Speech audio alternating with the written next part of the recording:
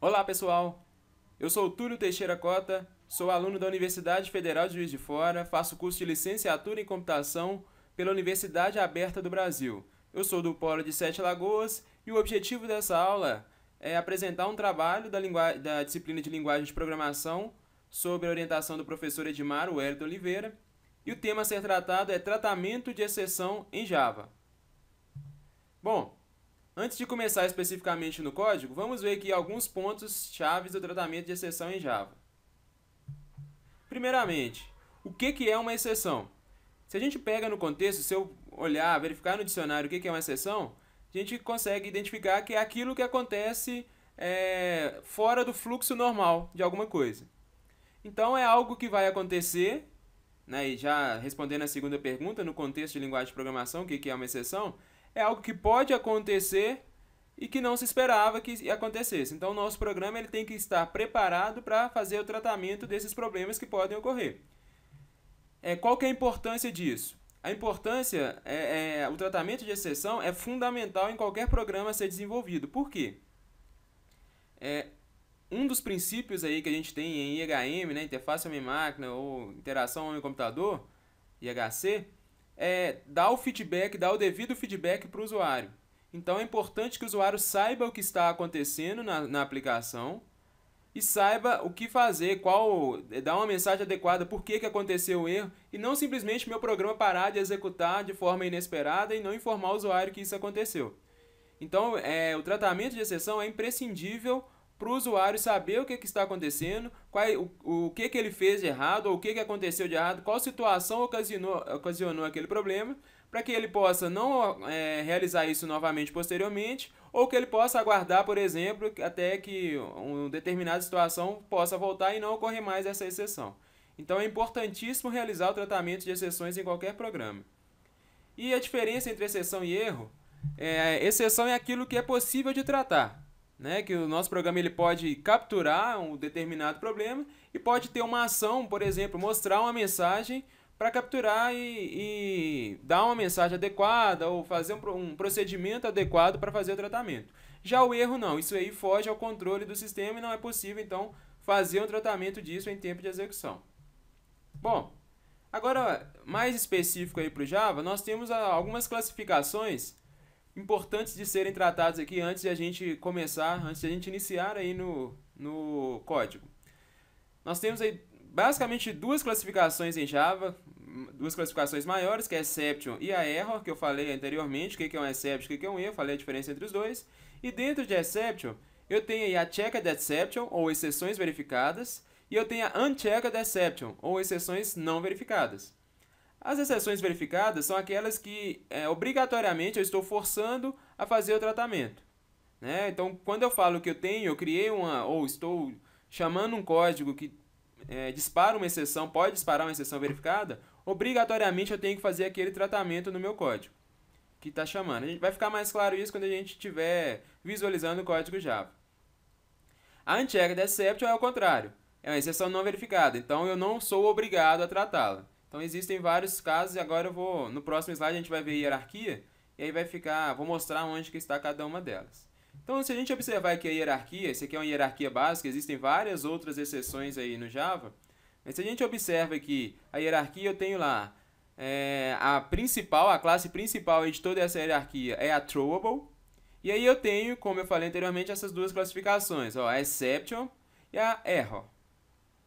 A error, como eu falei, é algo que eu não consigo controlar, meu sistema não consegue fazer o tratamento. Por exemplo, ali eu tenho out of memory error, é a falta de memória, estourou a memória, então o meu programa não tem como ter alguma ação com relação a isso. Isso aí seria algo para infraestrutura, eu teria que realizar e aí depois rodar o programa novamente. Então meu programa não consegue reagir a isso em tempo de execução.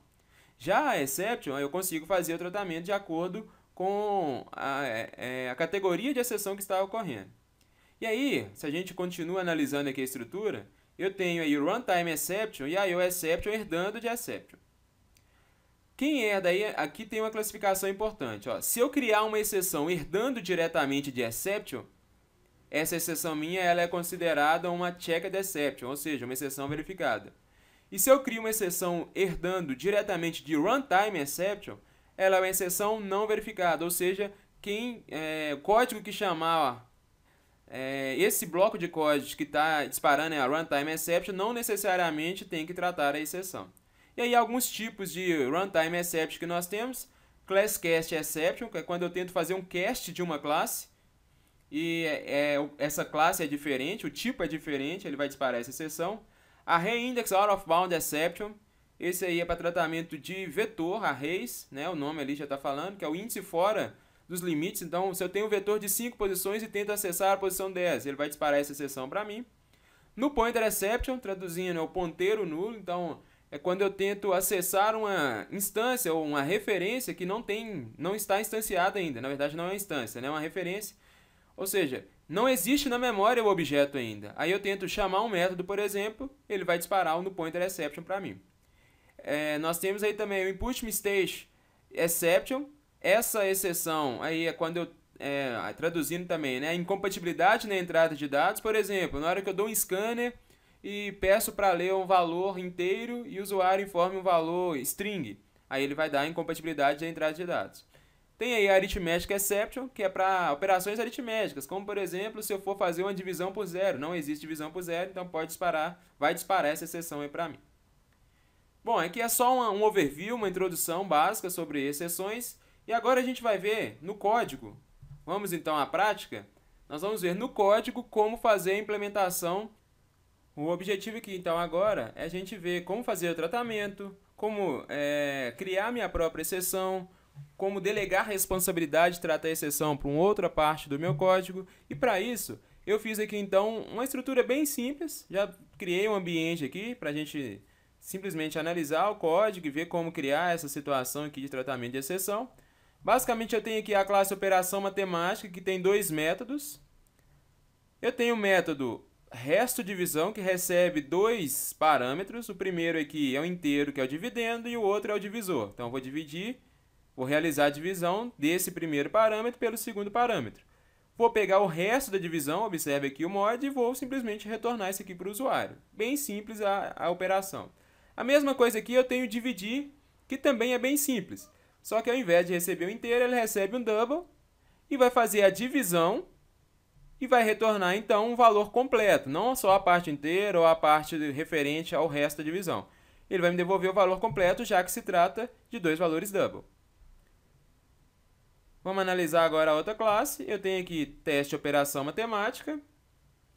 Teste operação matemática tem aqui um scanner que eu defini. Esse scanner então é para fazer a leitura de valores do usuário, né? Vai começar aqui a partir do método main, execução do meu programa. Então, declarou scanner. Declarei duas variáveis inteiras, que é para fazer a leitura dos valores do dividendo e do divisor. Sysout para mostrar na tela do usuário a mensagem. Aqui ele vai fazer a leitura de um valor inteiro. Mesma coisa com o divisor, vai fazer a leitura aqui de outro valor inteiro. Declarei um objeto operação matemática, que é aquela classe que eu mostrei anteriormente. E depois vou dar o resultado aqui, o resto da divisão vou chamar aqui o método resto da divisão passando esses dois parâmetros que eu li. Então vamos testar toda essa nossa estrutura aqui. Vou voltar aqui para o meu cenário inicial. Vou mandar executar a minha classe teste operação matemática, não vou passar parâmetro, beleza, abriu aí para mim o terminal. Então o primeiro teste que eu vou fazer, eu vou executar tudo normal, a gente vai ver se está realizando a operação normalmente. Então, vou dividir aqui 51 por 2. Ele vai dar aqui o resto da divisão. Ele deve informar aqui que o resto da divisão é 1. Beleza, a execução aqui normal. Então, o fluxo normal de execução está sendo respeitado. Está calculando o resto da divisão certinho para mim aqui. Só que eu tenho que pensar que o usuário pode não informar ali os dois valores numéricos. Então, pode ser que o usuário informe aqui, vou executar novamente. Pode ser que o usuário, ao invés de formar um valor numérico, começou a executar novamente. Então, se o usuário informar aqui ABC, o que vai acontecer? Na hora que chama lá o nextInt, o scanner dá um nextInt, ele não vai conseguir fazer a leitura. Porque ele espera o inteiro e está sendo informado um valor string, ABC. Então, ele vai disparar uma exceção para mim, que é o input mismatch exception, que é a exceção de incompatibilidade na entrada de dados. Então aí disparou um erro, aqui ele já marca para mim a linha que deu erro. Se eu voltar lá no terminal, ele vai me mostrar a stake trace, ou a pilha de erros, a pilha aqui de exceção dessa minha execução. Então aqui ele está falando, ó, deu um erro no input mismatch exception, o tipo, né, input mismatch exception, e fala qual que é a linha. Ó, lá na linha 15 que aconteceu esse erro. Justamente aonde ele esperava o inteiro, eu informei um valor string.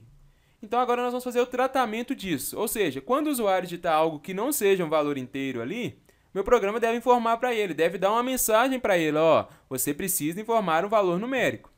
Só que antes de fazer esse tratamento, eu preciso identificar qual que é a minha região protegida. O que é região protegida?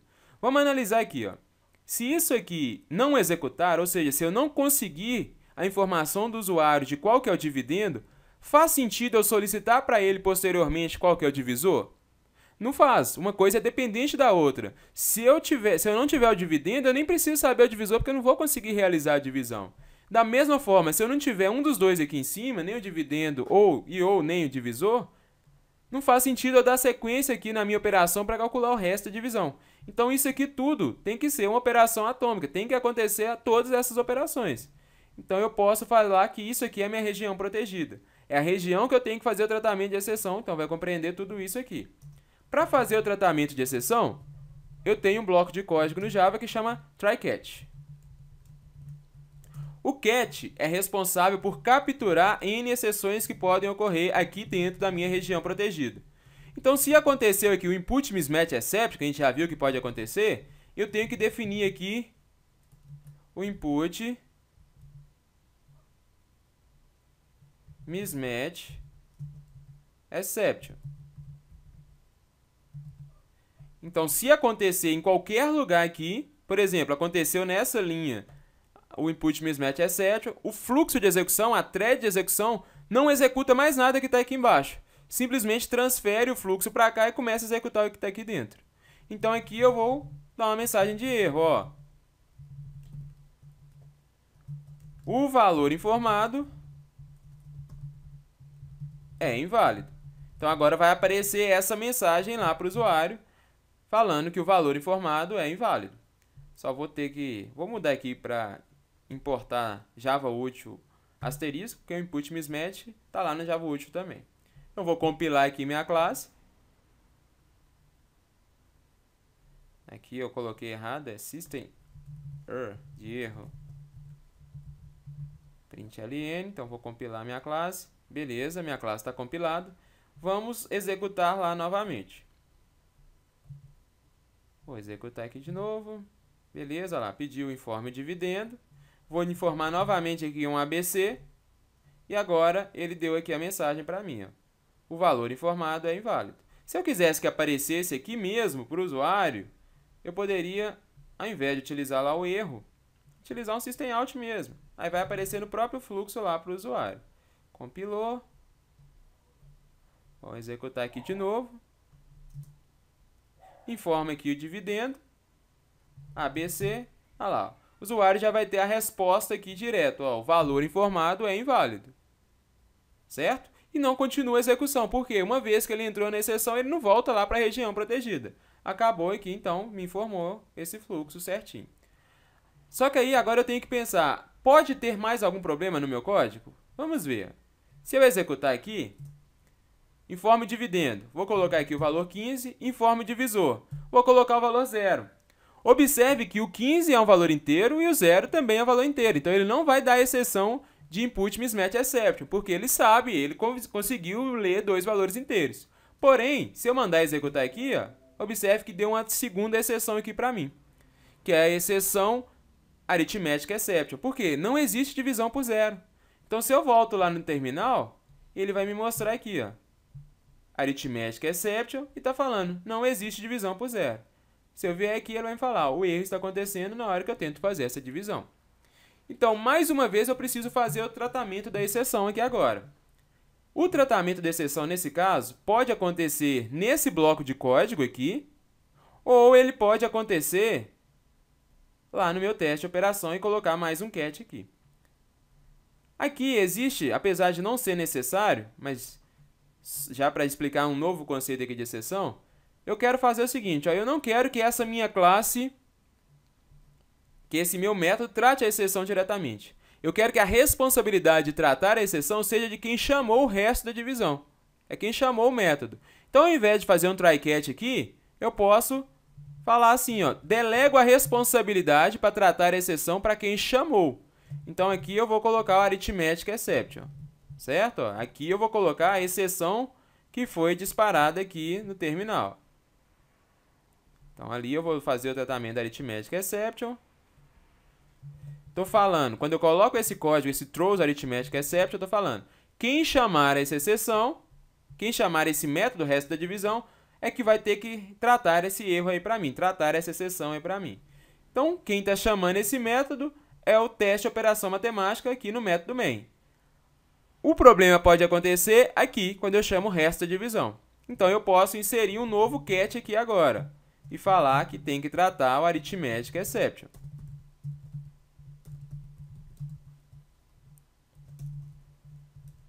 E aqui eu vou dar a mensagem adequada para o usuário.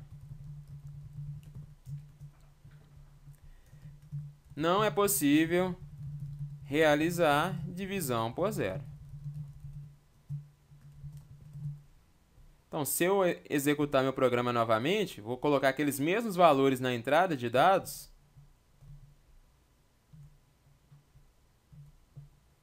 Deixa eu limpar isso aqui. Executar de novo. Aqui está em execução, eu tenho que digitar alguma coisa. Mas vamos executar aqui de novo.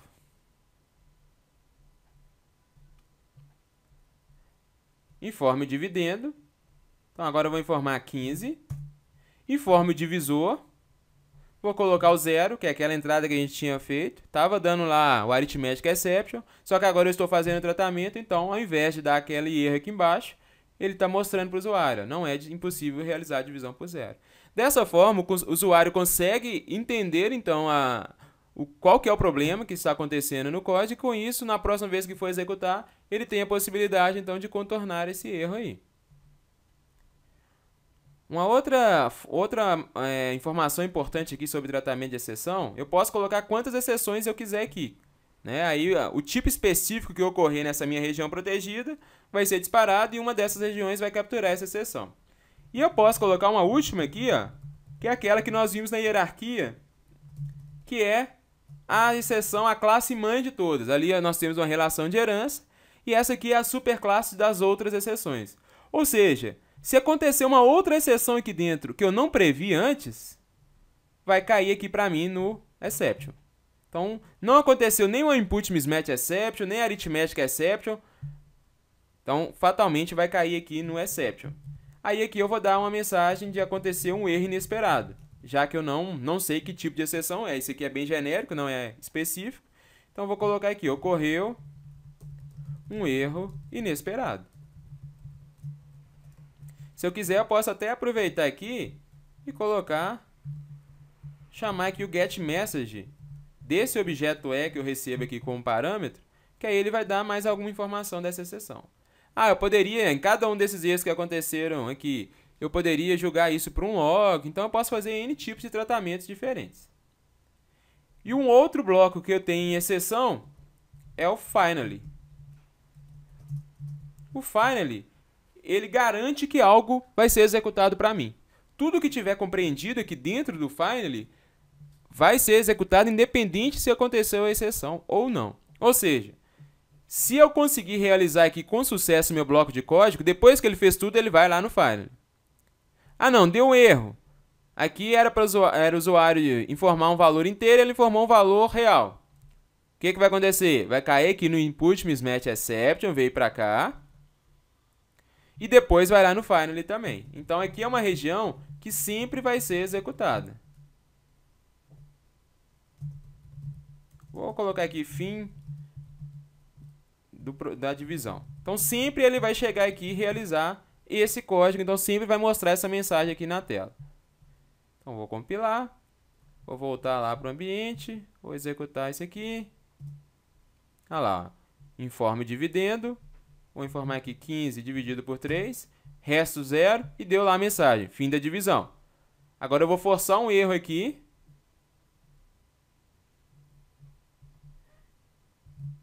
Dividendo 15. Divisor 0, ele vai cair no Arithmetic Exception, vai dar a mensagem que não dá para dividir por 0, e depois vai escrever para mim fim da divisão também. Ou seja, o finally ele sempre vai ser executado. Aqui é muito usado para fazer fechamento de arquivos, fechamento de conexões, então para garantir que vai ser executado mesmo. Existe um recurso no Java, a partir do Java 7 que minimiza, não tem tanta necessidade de usar esse finally, que chama try with resources. Aí é um try diferente que já fecha para mim baseado no que foi aberto, né? Eu abri um arquivo, então ele já, com essa estrutura, ele já faz o fechamento do arquivo assim que sair daquele bloco de código. Mas não é o momento de tratar isso aqui agora. Bom, eu tenho uma segunda situação, vou desfazer esse exemplo aqui, que é se eu quiser fazer a leitura de dois valores e fazer a divisão entre eles. Então, vou ler aqui dois valores double agora. Dividendo e divisor.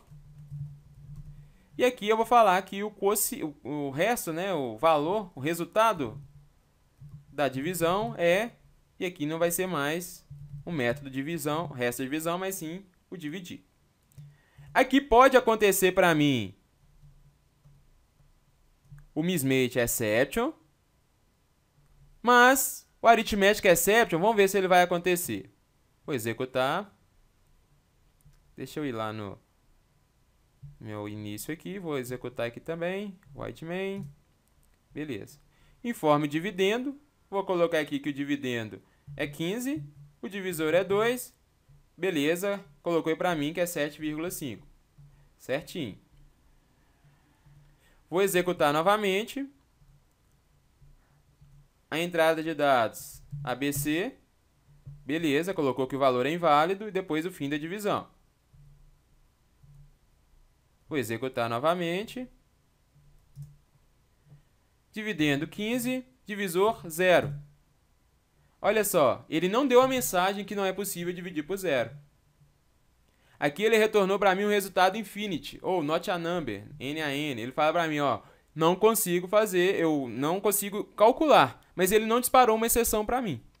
Então, nesse caso, eu poderia criar minha própria exceção e disparar essa exceção para o usuário saber o que aconteceu. Então, para isso, nós vamos criar a nova classe. Vou chamar aqui de divisor inválido exception. Criei aqui a nova classe. Para eu falar que essa minha classe ela vai ter um comportamento de exceção, basta utilizar aqui a relação de herança.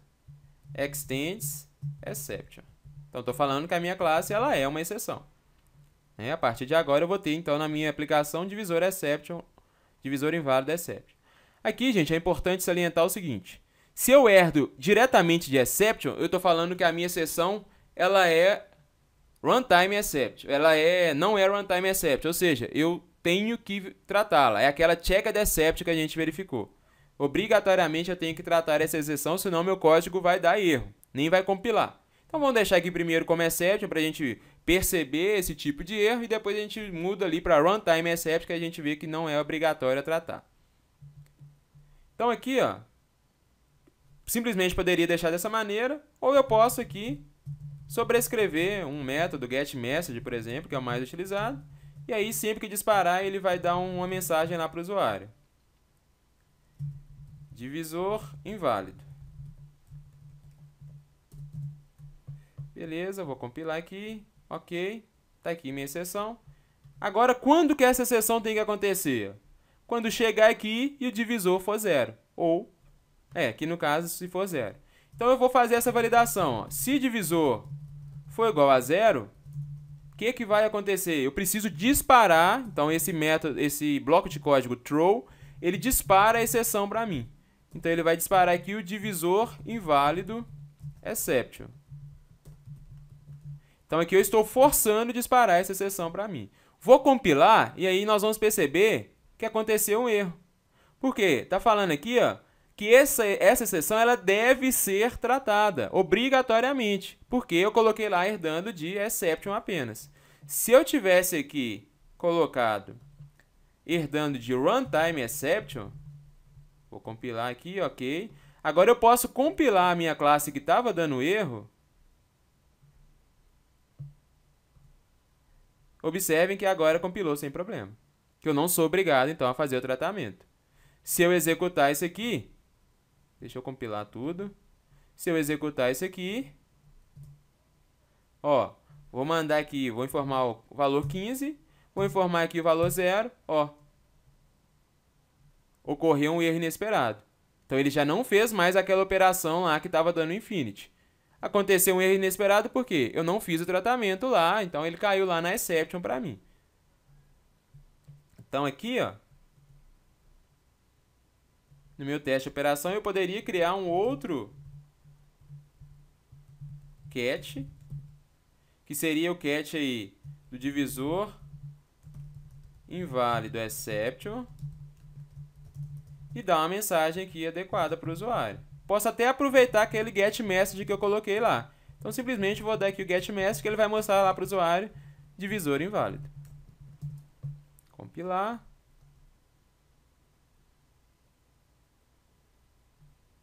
Deu um erro aqui, deixa eu ver se eu coloquei o nome certo. Deixa eu voltar lá. Divisor inválido exception, deixa eu copiar ele aqui. Às vezes eu coloquei um valor errado.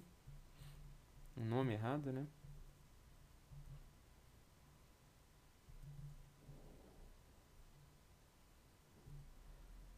Ah, na verdade não. O que eu estou fazendo aqui?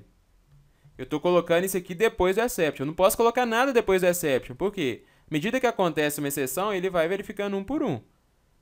Se o divisor exception, inválido exception herda de exception, então nunca que ele vai chegar aqui embaixo. Aqui a gente chama de unrestable code. Então ele jamais vai executar o que está aqui embaixo. Porque ele sempre vai cair aqui antes. Ele sempre vai ser um exception também. Então ele precisa fazer o tratamento antes de chegar lá na exception. Agora sim, deve executar. Deve compilar a minha classe. Beleza, compilou. Vamos fazer a execução aqui agora. Ok. Informe dividendo, 15. Informe divisor, 0. Beleza, agora caiu na exceção adequada. Mostrou a mensagem divisor inválido. Não mostrou nem o infinity, que foi no nosso primeiro caso. Nem aconteceu um erro inesperado, que era o segundo caso que não estava fazendo tratamento de exceção. Então, isso aqui foi só uma aula bem simples, bem básica, com um contexto muito restrito, mas para explicar aí os principais conceitos relacionados à exceção. Valeu, pessoal. Até a próxima.